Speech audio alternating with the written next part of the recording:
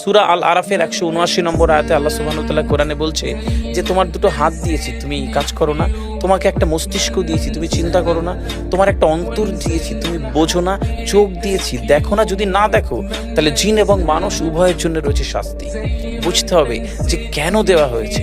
আমি মানুষ কেন হলাম? পৃথিবীর 1,62,000 ক্রিয়েচার, ছোট ছোট কীট পতঙ্গ, যাদের খালি চোখে ইভেন দেখাও যায় না, বেশিরভাগের নাম দেওয়া সম্ভব হয়নি, পরিচয় জানানো সম্ভব হয়নি, কিন্তু প্রত্যেকের এই পৃথিবীর ইকোলজিক্যাল ব্যালেন্স একটা বিরাট ভূমিকা রয়েছে। আর আমি আর আপনি তো আশরাফুল মাখলুক। এই মস্তিষ্ক রয়েছে না, এই মস্তিষ্কর দাম গবেষকরা জানাচ্ছে, যদি বিজ্ঞানীরা জানাচ্ছে, যদি বানানো যেত তাহলে 5,000 কোটি টাকা লাগতো এই মস্তিষ্ক বানাতে। তো এত সুন্দর হতো না। এই মস্তিষ্ক চালাতে যে বিদ্যুৎ লাগে, এটাকে 2,000 কোটি কিলোওয়াট বিদ্যুৎ লাগে।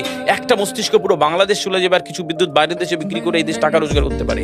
এই আপনি চিন্তা করেন যে শিরোপোষের এগুলো, একটা তারের হেডফোনকে পকেটে দেবেন আর বের করবেন, দেখবেন ছাড়াতে হচ্ছে, তাই না? জড়িয়ে জানা এই পুরো শরীরের মধ্যে এরকম জড়ানো পেছনে যত শিরা আছে না, এই শিরাগুলোকে বলা হয় খুলে খুলে রাখা হলে 11 একর জমি লাগতো, 11 একর জমি লাগতো। কেন ইমাজিন আমাদের মধ্যে কি রয়েছে? পুরো শরীরে 650টা মাংসপেশি রয়েছে, যা ইনস্ট্রাকশন দেবেন তাই করবেন।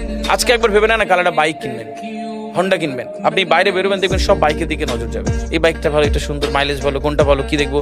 যতক্ষণ না কিনবেন মস্তিষ্ক আপনাকে ছাড়বে না।